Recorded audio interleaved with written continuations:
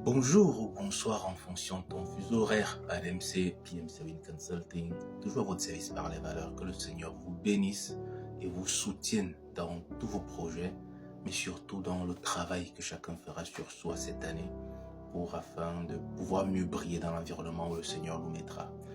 Je fais cette vidéo à l'occasion de la fête de la jeunesse camerounaise. Moi, je suis d'origine camerounaise, vivant en Italie, en Europe depuis une vingtaine d'années. Du coup, j'ai grandi au Cameroun, né et grandi en Afrique, 20 ans d'expérience en Afrique et 20 ans d'expérience européenne. Du coup, ce qui fait que moi, du haut de ma quarantaine d'années qui est en train de sonner à ma porte, je peux me permettre d'adresser un petit mot à la jeunesse. Je suis jeune, peut-être plus très jeune comme quand j'avais 20 ans. Je suis l'aîné de ceux qui ont 30 ans, 35 ans.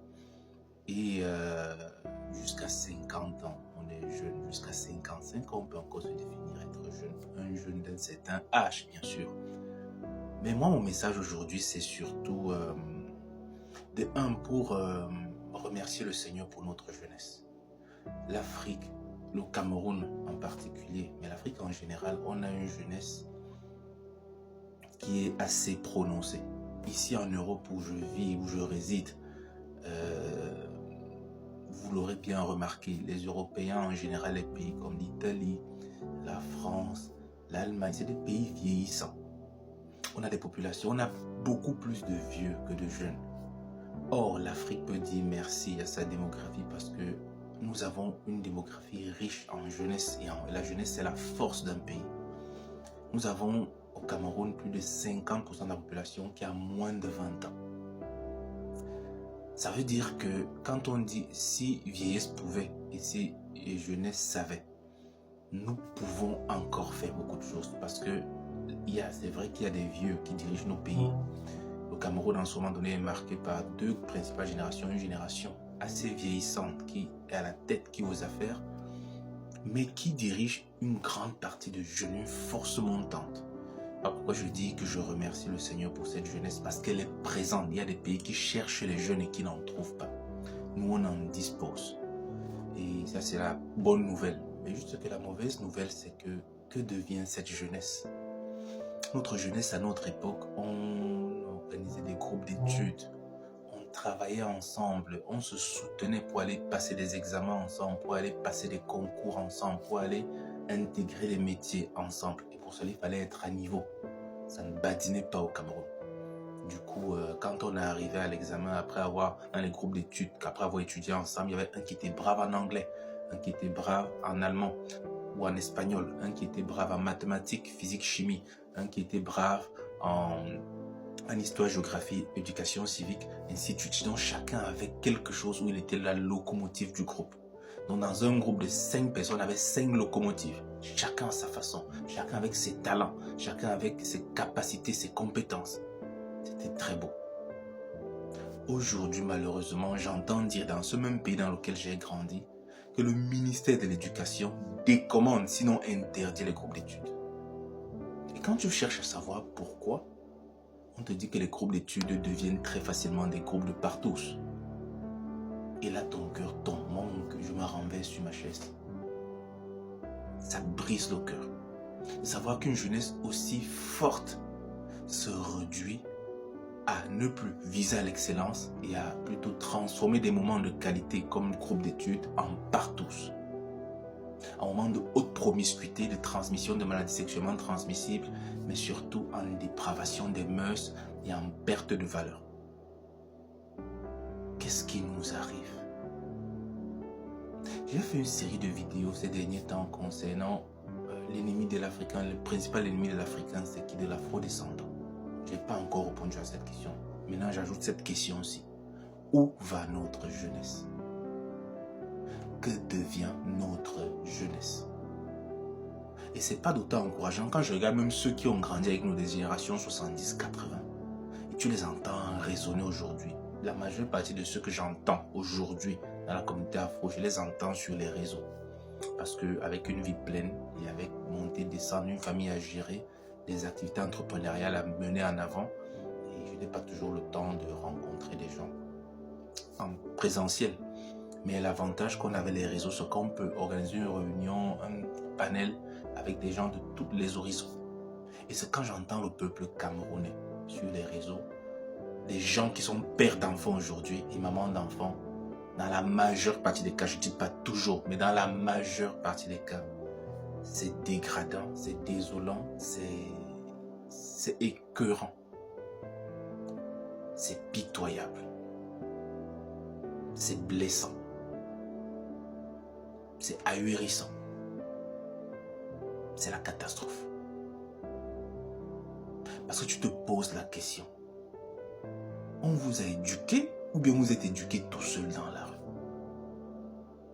Qu'est-ce qui se passe aujourd'hui? L'éducation commence à la maison. Mais quand tu entends le père et la mère des maisons camerounaises, tu te demandes quel problème il y a à la base.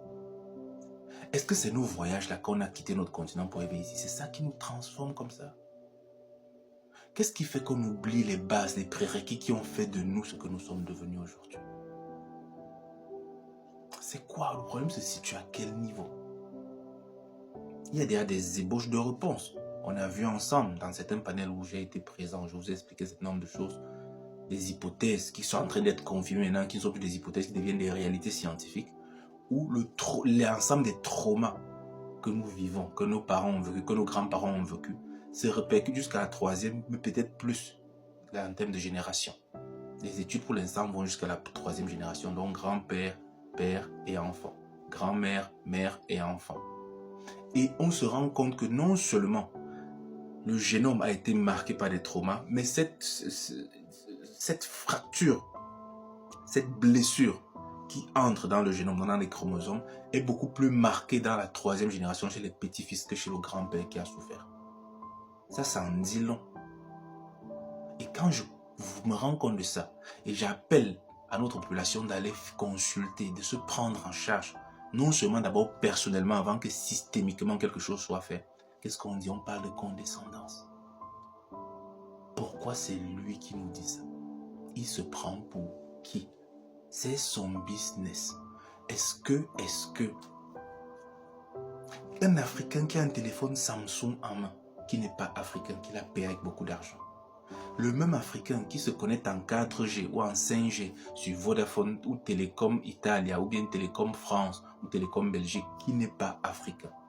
C'est lui-même qui est maintenant sur TikTok ou WhatsApp ou Facebook, qui n'est pas africain, dépenser son argent, ses données, son temps, son énergie. Et là, il ne se questionne pas. Mais quand un Africain va se le mettre devant la réalité, il va dire celui-ci, c'est son business qu'il veut faire. Et il a nourri 4 business avant d'arriver là. Les vêtements qu'on porte en général ne sont pas africains. Ça ne nous dérange pas. Mais quand la vérité sort de la bouche de ton frère africain, c'est une prise de conscience nécessaire et utile pour que notre structure puisse changer dans notre communauté et qu'on ne puisse pas transmettre les blessures que nous avons, que nous portons sur nous, à nos enfants, puisqu'on est parents aujourd'hui. Pour ceux qui ont 40 ans et plus comme moi, tu viens faire ton business. Donc l'Africain, face au succès de son autre frère, que lui il imagine dans sa tête, il regarde le résultat et oublie le parcours de ce frère qu'il ne veut même pas connaître. On souffre. Et vous voulez que nos enfants, nos petits frères soient différents en quoi? Vous voulez que et vous voulez vous-même aller prendre la direction du pays en parlant de changement. Changer quoi? Avec les mentalités aussi rétrogrades et reptiliennes. Où allons-nous comme ça? Quand nous nous comportons en ennemis dans notre propre communauté. À cause des complexes d'infériorité. Comment on va arriver à quoi? À quoi ressembleront nos pays dans 20-30 ans? On parle d'émergence au Cameroun en 2035. Moi, j'ai des doutes. J'ai des doutes. Peut-être 3025, le président voulait dire. Parce que quand je vois ce que je vois comment mes égos se comportent, je vois comment certains de mes aînés se comportent. Sans parler de nos petits frères. C'est la catastrophe, c'est décourageant. Mais les lions comme moi et les autres, on n'abandonnera pas. Jusqu'à notre dernier souffle, on va taper le fer. On va se battre. Si vous pensez qu'on va abandonner nos pays dans l'état dans lequel ils se trouvent, vous vous trompez de victime.